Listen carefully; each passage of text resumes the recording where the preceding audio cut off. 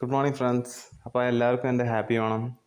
ഇന്ന് ഞാനൊരു myth buster ചെയ്യണം. അതായത് ഒരുപാട് യൂട്യൂബേഴ്സ് ഈ US$ പൊട്ടും എന്ന് പറയുന്നുണ്ട്. അതായത് US$ നല്ലോണം കുറയുന്നൊക്കെ പറയുന്നുണ്ട്. അപ്പോൾ ഇതിൻ്റെ പിന്നിലുള്ള സത്യാവസ്ഥ എന്താണ്, അങ്ങനെ കുറയുകയാണെങ്കിൽ ഇത് നമ്മളെ എങ്ങനെയൊക്കെ ബാധിക്കും, അങ്ങനത്തെ കാര്യങ്ങളൊക്കെയാണ് ഈ വീഡിയോയിൽ ഡിസ്കസ് ചെയ്യാൻ പോകുന്നത്. നിങ്ങൾക്ക് തോന്നാം, അതായത് ഇത് അമേരിക്കയിൽ നടക്കുന്ന കാര്യമല്ലേ, ഇതെങ്ങനെയാണ് നമ്മളെ ബാധിക്കുന്നത് എന്നുള്ളതൊക്കെ. പക്ഷേ ഇതെല്ലാം നമ്മൾ ശ്രദ്ധിക്കണം എന്നുള്ളതാണ്. ഇത് എന്തിനു ശ്രദ്ധിക്കണം എന്നുള്ളതും നിങ്ങൾക്ക് ഈ വീഡിയോ കഴിയുമ്പോൾ മനസ്സിലാവും. നമുക്ക് വീഡിയോയിലോട്ട് കിടക്കാം. അപ്പോൾ ഞാൻ ആദ്യം ആലോചിച്ചത്, അതായത് US$ കുറഞ്ഞ ആരെയൊക്കെ ബാധിക്കുമോ അവരെല്ലാം എന്ത് ചെയ്യും? അവരുടെ ബിസിനസ്സുകൾ കുറയ്ക്കാൻ നോക്കും. കാരണം ഇവർക്ക് ഓൾറെഡി ഇൻഫർമേഷൻ ഉണ്ടാവും. US$ കുറഞ്ഞാൽ ബാധിക്കുന്ന ആൾക്കാർക്ക് ഓൾറെഡി ഇൻഫർമേഷൻ കിട്ടിയിട്ടുണ്ടാവും, അതായത് US$ കുറയാൻ പോവാണെന്നുള്ളത്. അപ്പോൾ അവരവരുടെ ബിസിനസ് പരിപാടികളൊക്കെ കുറയ്ക്കും. അപ്പോൾ ഏറ്റവും കൂടുതൽ ബാധിക്കുന്നത് എക്സ്പോർട്ടേഴ്സിനെയാണ്. അതായത് ഇവിടെ നിന്ന് സാധനങ്ങൾ ഉണ്ടാക്കി അമേരിക്കയിൽ വെക്കുന്ന ആൾക്കാരിനെയാണ്. അതായത് ഇന്ന് US$ 95 രൂപയാണ്. അപ്പം ഇന്ന് ഉണ്ടാക്കി സാധനം 10 ദിവസം കഴിഞ്ഞെത്തി. 10 ദിവസത്തിൽ US$ വില കുറഞ്ഞ് 90 ഇവർക്ക് പേയ്മെൻറ്റ് കിട്ടുമ്പോൾ 5 രൂപ നഷ്ടം വരുന്നുണ്ട്. അപ്പോൾ ഇവർ അവിടെ ബാധിക്കപ്പെട്ടു. അപ്പോൾ ഞാൻ എന്ത് ചെയ്തെന്ന് പറഞ്ഞാൽ, സെൻട്രൽ ഗവൺമെൻറ്റിൻ്റെ ക്വാർട്ടർലി റിപ്പോർട്ടുണ്ട്. അതിൽ നമുക്ക് വെരിഫൈഡ് ഡേറ്റ കിട്ടും. അതിൽ എക്സ്പോർട്ട് ഇമ്പോർട്ട് ഡേറ്റ നോക്കുമ്പോൾ നമുക്ക് ഏകദേശം ഒരു ഐഡിയ കിട്ടും US$ പൊട്ടുന്നുണ്ടോ ഇല്ലയോ എന്നുള്ളത്. ഇമ്പോർട്ട് ചെയ്യുന്ന ആൾക്കാർക്ക് എന്താണ് കൂടുതൽ വാല്യൂ കിട്ടും. അപ്പോൾ ആ ഒരു ഫയലിനെ എലാബറേറ്റ് ചെയ്ത് എക്സ്പ്ലെയിൻ ചെയ്യാൻ പറഞ്ഞതാണ്. അപ്പോൾ അത് ChatGPT എക്സ്പ്ലെയിൻ ചെയ്ത് തന്നതാണ് നമ്മളുടെ ഈ ഇത്. അപ്പോൾ ഇതിൽ മെർച്ചൻഡൈസ് എക്സ്പോർട്ട് എന്ന് പറയുന്ന ഭാഗമാണ് നമ്മളുടെ സംഭവം. അപ്പോൾ ഇതിൽ പറയുന്നത് -2.8% ഇയർ ഓൺ ഇയർ എക്സ്പോർട്ട് കുറഞ്ഞിട്ടുണ്ട്.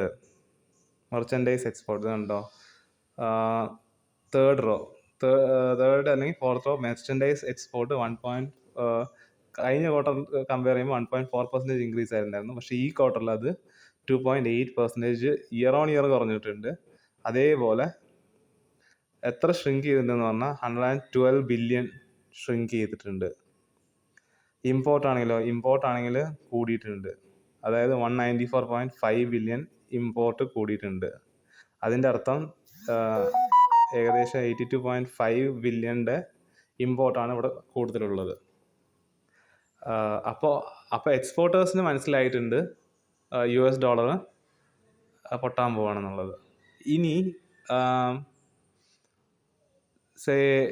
IT പ്രോജക്ട്സ് അല്ലെങ്കിൽ അങ്ങനെ ഫോറിൻ ആൾക്കാർ നമ്മളുടെ രാജ്യത്ത് നിക്ഷേപിക്കുന്ന പരിപാടികൾ, അതായത് US$ വിറ്റിട്ട് അതിനെ INR മാറ്റി ആ INR കൊണ്ട് ബിസിനസ് നടത്തിയിട്ട് പിന്നെ ആ INR കൺവേർട്ട് ചെയ്ത് ഡോളറാക്കി ഡോളർ തിരിച്ച് USA കൊണ്ടുപോകുന്ന പരിപാടിയാണ് ഈ ഫോറിൻ ഇൻവെസ്റ്റ്മെൻറ്റ്സ്. അതായത് അമേരിക്കക്കാർ നമ്മുടെ രാജ്യത്ത് ഇൻവെസ്റ്റ് ചെയ്ത് പൈസ ഉണ്ടാക്കിയിട്ട് കൊണ്ടുപോകുന്നത്.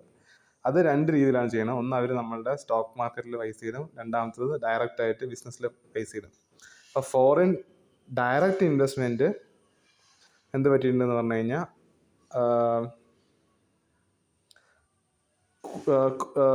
ഈ കഴിഞ്ഞ ക്വാർട്ടറിനെ കമ്പയർ ചെയ്യുമ്പോൾ ഈ ക്വാർട്ടറിൽ 4.6 ബില്യൺ കൂടിയിട്ടുണ്ട്. പക്ഷേ ഫോറിൻ പോർട്ട്ഫോളിയോ ഇൻവെസ്റ്റ്മെൻറ്റ് 12.4 ബില്യൺ കുറഞ്ഞിട്ടുണ്ട്. അപ്പോൾ ഇവർ നമ്മുടെ സ്റ്റോക്ക് മാർക്കറ്റിൽ ഇടുന്ന പരിപാടി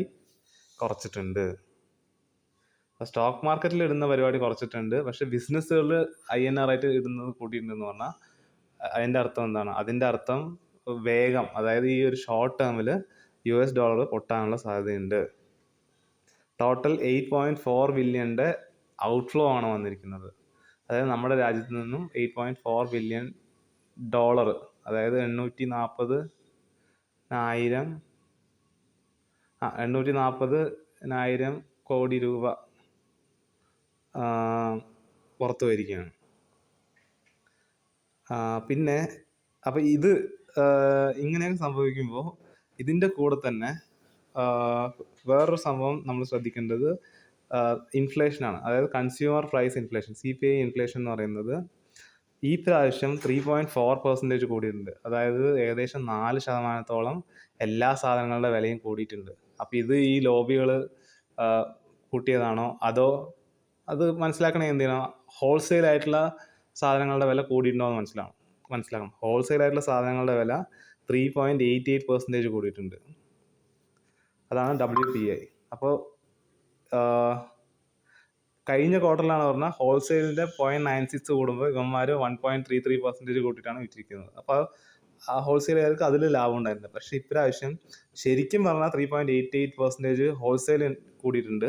പക്ഷേ അത്രയും കൂടുതൽ വിലയ്ക്ക് കസ്റ്റമേഴ്സ് വാങ്ങാത്തത് കൊണ്ട് ഇവർക്ക് 3.4%-ലേ വെക്കാൻ പറ്റിയിട്ടുള്ളൂ.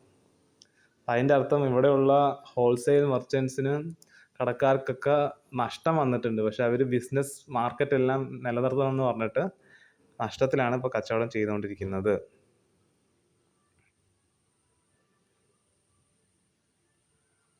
പിന്നെ മാനുഫാക്ചറിങ്, അതാണ് കണ്ടോ, അതിൻ്റെ തെളിവാണ് മാനുഫാക്ചറിങ് സെക്ടർ ഗ്രോത്ത്. കഴിഞ്ഞ പ്രാവശ്യം 10.1% വളർന്ന സാധനം ഇപ്രാവശ്യം 7.4% വളർന്നിട്ടുള്ളൂ. അപ്പോൾ മാനുഫാക്ചറിങ് സെക്ടേഴ്സിൽ ഇഷ്യൂ വന്നിട്ടുണ്ട്. സർവീസസ് സെക്ടർ ഗ്രോത്തിൽ കുറച്ച് എമൗണ്ട് കൂടിയിട്ടുണ്ടെന്ന് പറയുന്നുണ്ട്. അത് നമുക്ക് വിശദമായി നോക്കാം. പക്ഷെ അപ്പോൾ ഡോളർ പൊട്ടുന്നുള്ളത് ഉറപ്പായിട്ടുണ്ട്. ഡോളർ പൊട്ടാനുള്ള സാധ്യതകളുണ്ട്. അപ്പോൾ അടുത്തത് നോക്കേണ്ടത് ഇങ്ങനെ ഡോളർ പൊട്ടുമ്പോൾ നമ്മളെ രാജ്യത്തിന് ഇതെങ്ങനെ ബാധിക്കുന്നു എന്നുള്ളതാണ് നമ്മൾ ഇനി നോക്കേണ്ടത്. അപ്പം ഞാനത് ChatGPTയോട് തന്നെ ചോദിച്ചു. കാരണം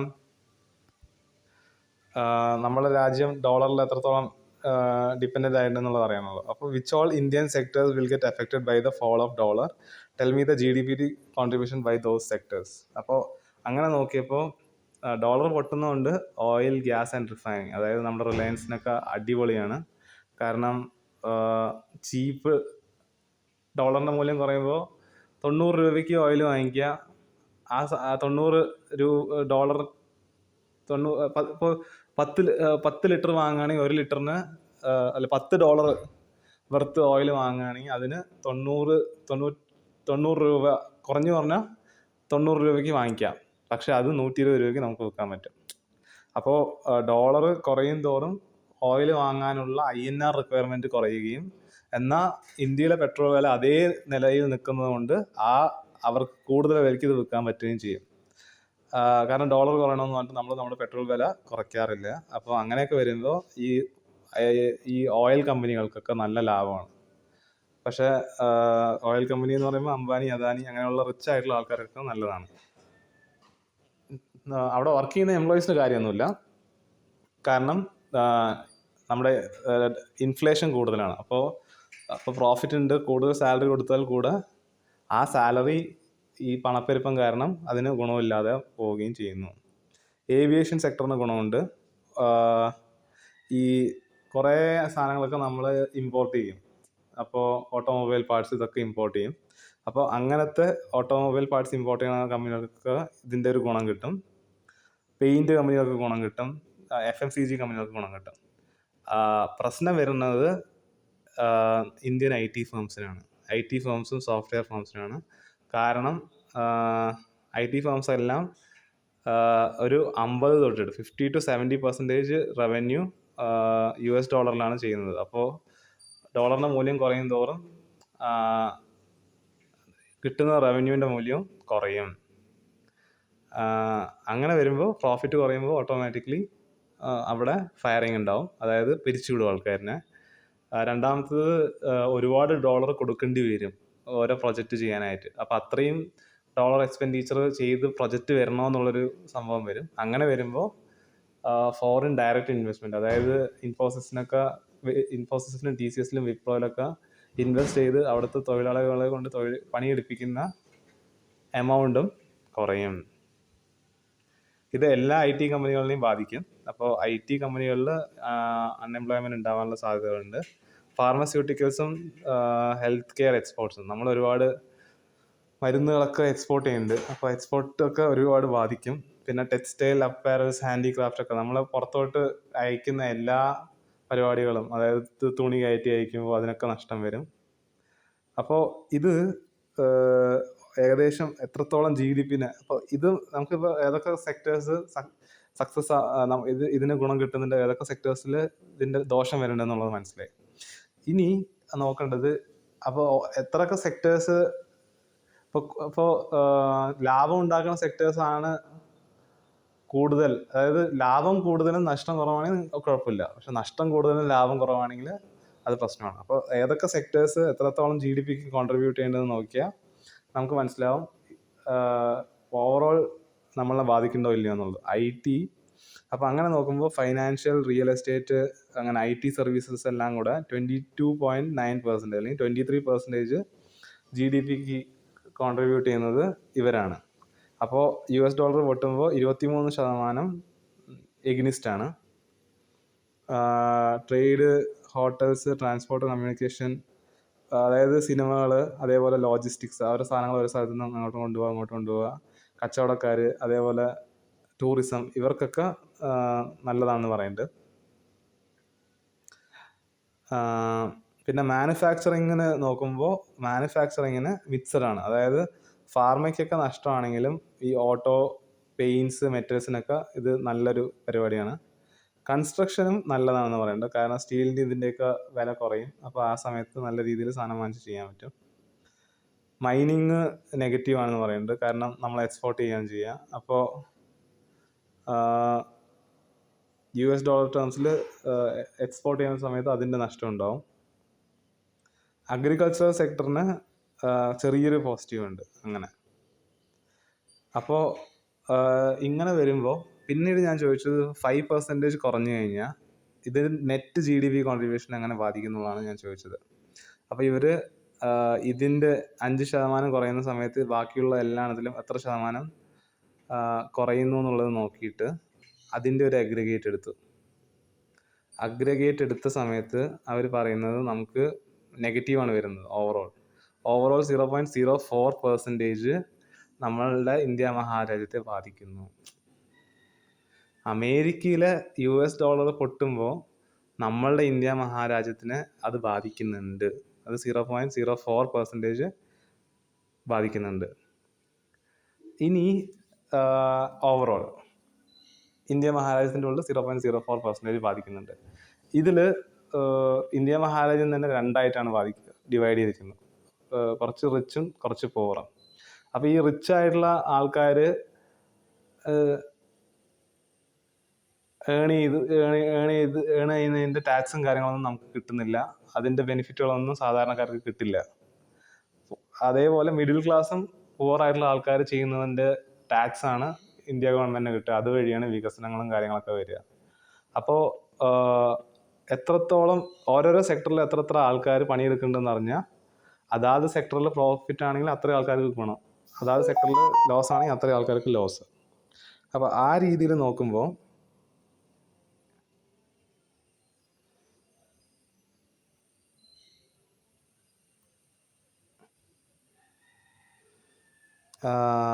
ഓരോരോ സെക്ടേഴ്സിൽ നോക്കുമ്പോൾ ഇവർ പറയുന്നത് എന്താണെന്ന് പറഞ്ഞു കഴിഞ്ഞാൽ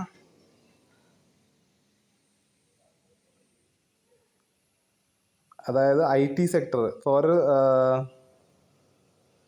IT സെക്ടറിൽ ഏകദേശം 54 ലക്ഷം ആൾക്കാർ വർക്ക് ചെയ്യുന്നുണ്ടെന്ന് പറയണം. അപ്പോൾ ITക്ക് ഇഷ്യൂ ആയി കഴിഞ്ഞാൽ 54 ലക്ഷം ആൾക്കാരുടെയും റവന്യൂവിനെ ബാധിക്കുന്നുണ്ട്. 54 ലക്ഷം ആൾക്കാരുടെ സാലറിനെ ബാധിക്കുന്നുണ്ട്. കുറേ പേർക്ക് ജോലി ഉണ്ടാവില്ല, കുറേ പേര് പുതിയ ജോലികൾ സൃഷ്ടിക്കപ്പെടുന്നില്ല. ടെക്സ്റ്റൈലിലാണെങ്കിൽ പറഞ്ഞാൽ 45 ലക്ഷം ആൾക്കാർ വർക്ക് ചെയ്യുന്നുണ്ട്, ഇവരുടെ പണി പോകും. ഫാർമയിലാണ് പറഞ്ഞാൽ 2.8 ലക്ഷം ആൾക്കാർ, അല്ല 28 ലക്ഷം ആൾക്കാർ. ഓയിൽ ആൻഡ് ഗ്യാസിൽ 6 ലക്ഷം ആൾക്കാർ. ഓട്ടോ പെയിൻറ്റ്സിൽ 50 ലക്ഷം ആൾക്കാർ. അപ്പോൾ മൊത്തത്തിൽ നോക്കുമ്പോൾ ഓൺ ആൻ അഗ്രിഗേറ്റ് 11,40,000 ആൾക്കാരുടെ ജോലി നഷ്ടപ്പെടാനുള്ള സാധ്യത കാണുന്നു. അപ്പോൾ ഇതൊരു വശത്തുണ്ട്. ഈ 11 ലക്ഷം ആൾക്കാരുടെ ജോലി പോയി കഴിഞ്ഞ് കഴിഞ്ഞാൽ പിന്നെ നമ്മൾ സ്റ്റോക്ക് മാർക്കറ്റ് എല്ലാം വർക്ക് ചെയ്യുന്നത് ഈ ഫോറിൻ ഫണ്ട് കൊണ്ടാണ്. നമ്മൾ വിൽക്കുന്നത് ഫോറിനേഴ്സ് വാങ്ങുന്നു, അല്ലെങ്കിൽ നമ്മൾ വാങ്ങുന്നത് അവർ വിൽക്കുന്നത് നമ്മൾ വാങ്ങുന്നു, അങ്ങനെയൊക്കെയാണ്. അപ്പോൾ ഈ ഫോറിൻ ഇൻവെസ്റ്റ്മെൻറ്റ് കുറയും തോറും സ്റ്റോക്ക് മാർക്കറ്റിനെ മുന്നോട്ട് കൊണ്ടുപോകാനുള്ള ശക്തി കുറയുകയാണ്. അപ്പോൾ അങ്ങനെ വരുമ്പോൾ മ്യൂച്വൽ ഫണ്ട്സും ലൈഫ് ഇൻഷുറൻസുകളൊന്നും കൂടില്ല. അങ്ങനെ വരുമ്പോൾ അതിൻ്റെ അൺഎംപ്ലോയ്മെൻറ്റ് വേറെ ആഡ് ആവും. അപ്പോൾ ആ ആഡ് ആവുന്നത് അതിൻ്റെ ഒരു നമ്പറാണ് പറയുന്നത്. ഒരു 30% ഇക്വിറ്റി അല്ലെങ്കിൽ സ്റ്റോക്ക് മാർക്കറ്റുകൾ നശിക്കുന്നുള്ളതാണ് ജെമിനി പറയുന്നത്. പിന്നെ അപ്പോൾ അങ്ങനെ വരുമ്പോൾ ആ ഒരു രീതിയിലുള്ള എംപ്ലോയ്മെൻറ്റ് ഇമ്പാക്ട്സ് ആണ് നോക്കുന്നത്. അപ്പോൾ ഏകദേശം 2,50,000 ആൾക്കാർക്ക് ജോലി ഉണ്ടാവില്ല. Job loss. ഇതിൽ direct layoffs across wealth advisory firms and brokerages 36,750 formal jobs പോകും ഈ 2,00,000. ബാക്കിയുള്ളത് ഇൻഡയറക്റ്റ് ആയിട്ട് പോകും. അങ്ങനെ പിന്നീട് ഞാൻ ചോദിച്ചത്, അങ്ങനെ ഇപ്പം ഒരുപാട് പേര് കുറേ ഇൻവെസ്റ്റ്മെൻറ്റ്സ് ഇതിലാണല്ലോ ഉള്ളത്. അതായത് ഇൻഷുറൻസ് കമ്പനികളൊക്കെ ഒരുപാട് ഇൻവെസ്റ്റ്മെൻറ്റ് ചെയ്തിരിക്കുന്നത് ഈ യൂലിപ്പിലൊക്കെയാണെന്നാണ് പറയുന്നത്, GPT. അപ്പോൾ യൂലിപ്പ് ഫണ്ട്സ് എന്നൊക്കെ പറഞ്ഞു കഴിഞ്ഞാൽ ഡയറക്റ്റ് സ്റ്റോക്ക് മാർക്കറ്റ് ഇൻവെസ്റ്റ്മെൻ്റ് ആണ്. അപ്പോൾ ഈ സ്റ്റോക്ക് മാർക്കറ്റ് ക്രാഷ് വരുന്ന സമയത്ത് ഈ യൂലിപ്പ് ഫണ്ടൊക്കെ പൊട്ടിക്കഴിഞ്ഞാൽ ഓട്ടോമാറ്റിക്കലി ഹെൽത്ത് ഇഷ്യൂസ് വരുമ്പോൾ അതിൽ നമുക്ക് ഗുണം കിട്ടാതെ വരികയും ആൾക്കാർ പോളിസിയൊക്കെ ക്ലോസ് ചെയ്യുകയും പുതിയ പോളിസി കിട്ടാതെ വരുമ്പോൾ അവിടെ ഇൻഷുറൻസ് സെക്ടറിൽ ഒരു അൺഎംപ്ലോയ്മെൻറ്റ് ഉണ്ടാവുമെന്നാണ് പറയുന്നത്. അപ്പോൾ ആ അൺഎംപ്ലോയ്മെൻറ്റ് ഏകദേശം 3.8 lakh ആൾക്കാർക്ക് ജോലി പോകുന്നതാണ് പറയുന്നത് ടോട്ടൽ. അപ്പോൾ ഓവറോൾ നോക്കുമ്പോൾ US ഡിപ്പെൻഡൻ്റ് ആയിട്ടുള്ള പരിപാടികളിൽ നിന്നാണ് നമുക്ക് ജോലികൾ കൂടുതൽ കിട്ടുന്നത്, മിഡിൽ ക്ലാസ്സിനും പാവങ്ങൾക്കും. മാനുഫാക്ചറിങ്ങും, അതായത് US ഡോളറിന് എഗനിസ്റ്റ് ആയിട്ടുള്ളത് പണക്കാരുടെ സെക്ഷനാണ്. അപ്പോൾ US ഡോളർ കുറയുന്നതുകൊണ്ട് പണക്കാർക്ക് ഗുണമുണ്ടാവുകയും ഇവിടെയുള്ള മിഡിൽ ക്ലാസ്സിനും പാവങ്ങൾക്കും ദോഷം ഉണ്ടാവുകയും ചെയ്യുന്നു. അപ്പം ഞാൻ ചോദിച്ചു, അപ്പോൾ ഓവറോൾ അതന്നെ മൊത്തത്തിലുള്ള ജോലി വെച്ച് നോക്കുമ്പോൾ, അതായത് മൊത്തത്തിലുള്ള പണിയെടുക്കുന്ന ആൾക്കാരിനെ നോക്കുമ്പോൾ ഈ ജോബ് ലോസ് എത്ര % ആണെന്ന് അറിയണം. അപ്പോൾ അങ്ങനെ നോക്കുമ്പോൾ ടോട്ടൽ 562 മില്യൺ, അതായത് 56.2 കോടി ആൾക്കാർ ഇന്ത്യയിൽ ജോലി ചെയ്യുന്നുണ്ട്. അപ്പം അതിൽ ഏകദേശം 5-6% ആൾക്കാർക്ക് ജോലി ഉണ്ടാവില്ല എന്ന് പറയുന്നുണ്ട്. ഇങ്ങനെ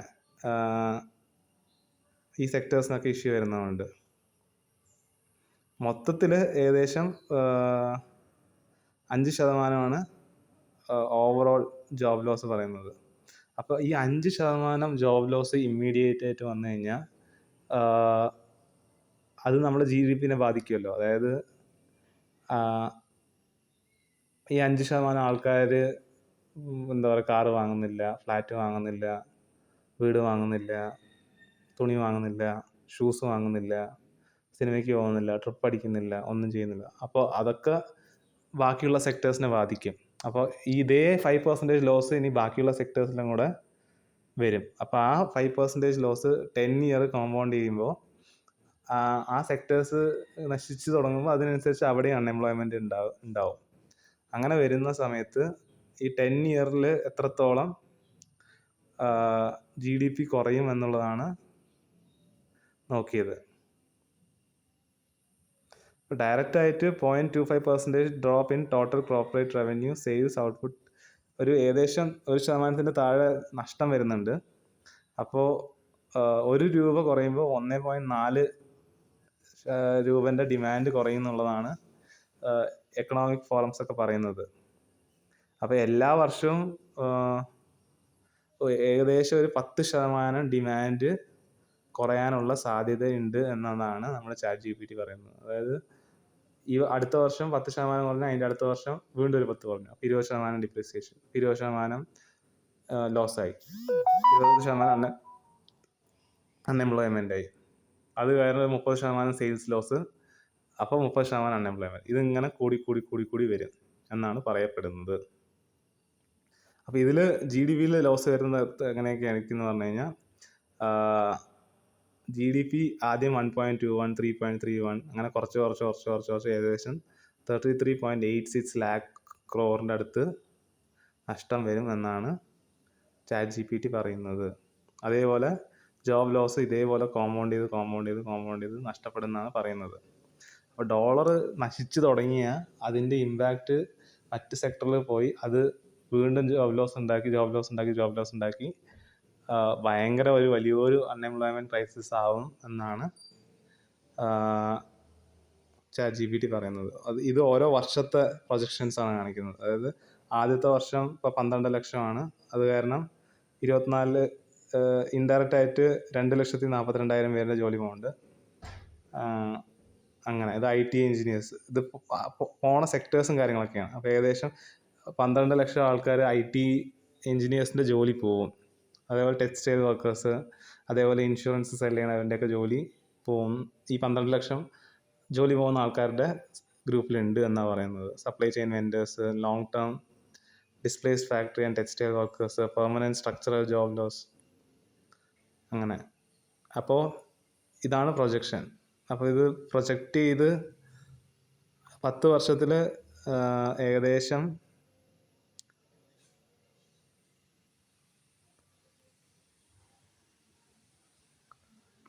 ഒരു 30 ലക്ഷത്തോളം ആൾക്കാരുടെ ജോലി പോവും എന്നാണ് ഇത് പറയുന്നത്. അപ്പോൾ അങ്ങനെ പോകുമ്പോൾ ഇതിപ്പോൾ ഇങ്ങനെ കമ്പനികൾക്കൊക്കെ നഷ്ടം ഉണ്ടാവുന്നുണ്ട്. അപ്പോൾ ഈ കമ്പനികൾക്ക് നഷ്ടം ഉണ്ടാവുന്നുണ്ടെങ്കിൽ കമ്പനികൾക്കും ലോൺ ഉണ്ടാവില്ലേ? അപ്പോൾ അങ്ങനെ വരുമ്പോൾ ഈ കമ്പനികളുടെ ഈ കോർപ്പറേറ്റ് ലോൺസൊക്കെ എത്രയുണ്ട്, അങ്ങനെ നഷ്ടം വന്നു കഴിഞ്ഞാൽ പിന്നെ ഈ ലോൺസ് അടയ്ക്കാൻ പറ്റില്ല, ഈ ലോൺസ് ഡിഫോൾട്ട് ആവും. യൂഷ്വലി കമ്പനികൾ കടപ്പത്രമാണ് ഉണ്ടാക്കുക. അതായത് മാസം 10% തരാമെന്ന് പറഞ്ഞിട്ട് ഈ കോർപ്പറേറ്റ് ബോണ്ടുകൾ ഉണ്ടാക്കും. അപ്പോൾ ഈ ബോണ്ട് നമ്മൾ വാങ്ങിച്ചാൽ നമുക്ക് മാസം 10% കിട്ടും. പക്ഷേ ഈ ബോണ്ടിന് ഒരു 1 ലക്ഷം രൂപയോ 2 ലക്ഷം രൂപയായിരിക്കും. അപ്പോൾ ആ 2 ലക്ഷം രൂപ കമ്പനികൾ അവരുടെ വർക്കിന് വേണ്ടി ഉപയോഗിക്കുന്നു.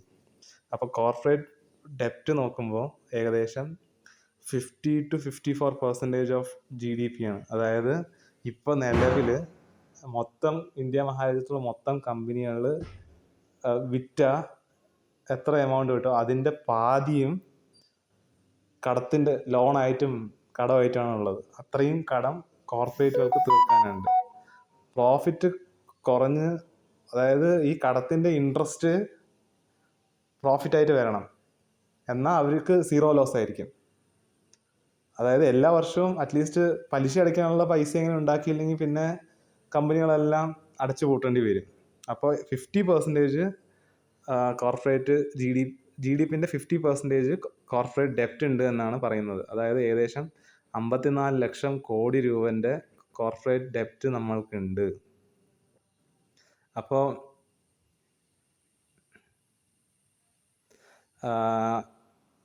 ഇതിൽ പ്രശ്നം എന്താണെന്ന് പറഞ്ഞു കഴിഞ്ഞാൽ ഈ കോർപ്പറേറ്റ് ബോണ്ടുകൾ എടുത്തു വെച്ചിരിക്കുന്നത് NBFCകളൊക്കെ എടുത്തു വെച്ചിട്ടുണ്ട്, ഇതുണ്ട മ്യൂച്വൽ ഫണ്ടുകൾ എടുത്തു വെച്ചിട്ടുണ്ട്, അതേപോലെ ഇൻഷുറൻസ് കമ്പനികൾ എടുത്തു വെച്ചിട്ടുണ്ട്. അപ്പോൾ ഈ മ്യൂച്വൽ ഫണ്ടുകൾ ഈ കോർപ്പറേറ്റ് ബോണ്ടിൽ ഇൻവെസ്റ്റ് ചെയ്തതൊക്കെ നഷ്ടമായി കഴിഞ്ഞ് കഴിഞ്ഞാൽ മ്യൂച്വൽ ഫണ്ടുകളൊക്കെ നശിക്കുമ്പോൾ ഓട്ടോമാറ്റിക്കലി അത് സ്റ്റോക്ക് മാർക്കറ്റിൽ ഒരു നാശനഷ്ടം ഉണ്ടാക്കും.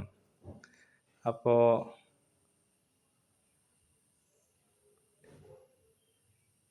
30-40% അക്രോസ് കോർപ്പറേറ്റ് ബോണ്ട്. അപ്പോൾ ഇങ്ങനെ, അതായത് US ഡോളർ പൊട്ടുമ്പോൾ എന്ത് പറ്റുമെന്ന് പറഞ്ഞു കഴിഞ്ഞാൽ 30-40% വരെയുള്ള കോർപ്പറേറ്റ് ബോണ്ടുകൾ നമുക്ക് ബാങ്കുകൾക്ക് റൈറ്റ് ഓഫ് ചെയ്യേണ്ടി വരും. അതായത് കമ്പനി നഷ്ടത്തിനാണ്, അതുകൊണ്ട് ഈ നിങ്ങൾ തന്ന പൈസ ഞങ്ങൾക്ക് തിരിച്ചു തരാൻ പറ്റില്ല എന്ന് പറഞ്ഞിട്ട് അവരിതിനെ റൈറ്റ് ഓഫ് ചെയ്യും. പിന്നെ ബാങ്കുകളും കുറേ വാങ്ങിച്ചിട്ടുണ്ട് ഇതുപോലത്തെ കോർപ്പറേറ്റ് പേപ്പേഴ്സ്. അപ്പോൾ അതിനൊക്കെ എന്ത് പറ്റുമെന്ന് പറഞ്ഞു കഴിഞ്ഞാൽ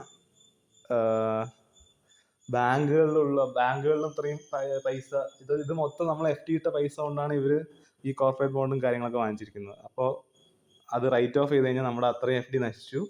നമ്മൾ പൈസ തിരിച്ചു ചോദിക്കുമ്പോൾ ബാങ്കുകളിൽ പണമില്ല.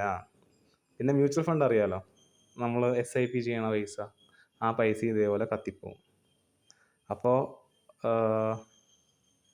നമ്മളെക്കാട്ടിലും വളരെ മോശമായിട്ടാണ് കോർപ്പറേറ്റുകൾ നിൽക്കുന്നത്. കോർപ്പറേറ്റിൻ്റെ ടോട്ടൽ അസറ്റിൻ്റെ 50% കടത്തിലാണ്.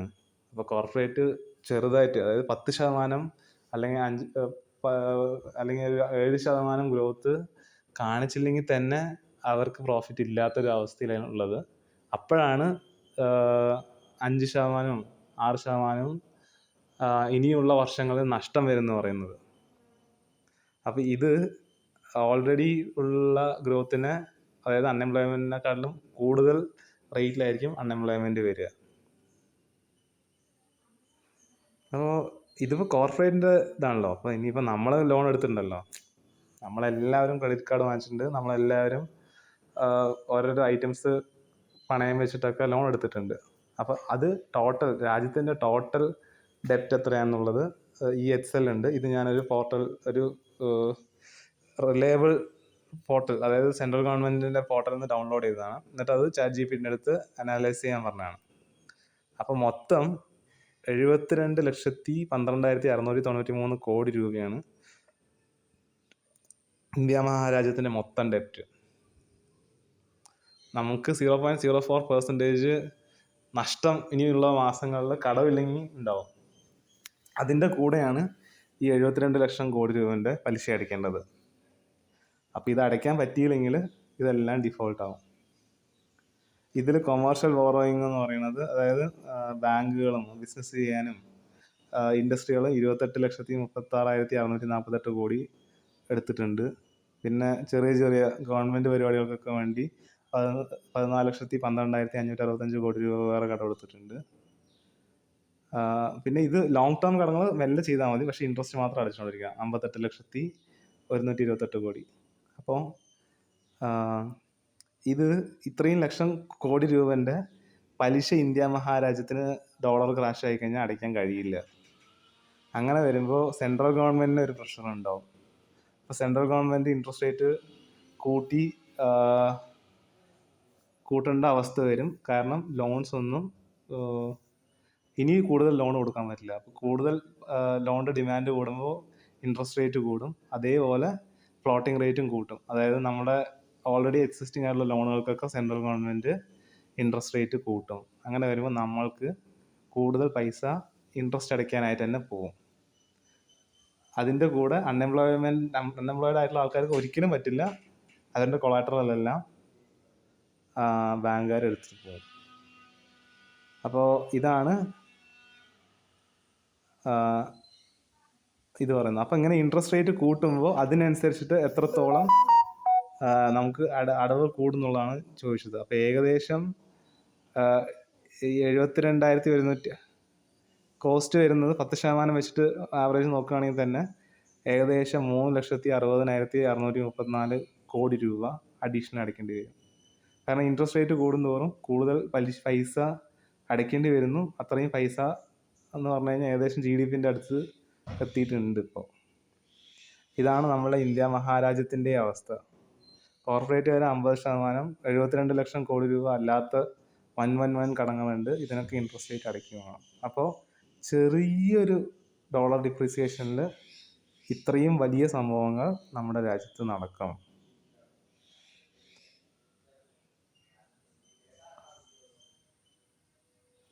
അപ്പോൾ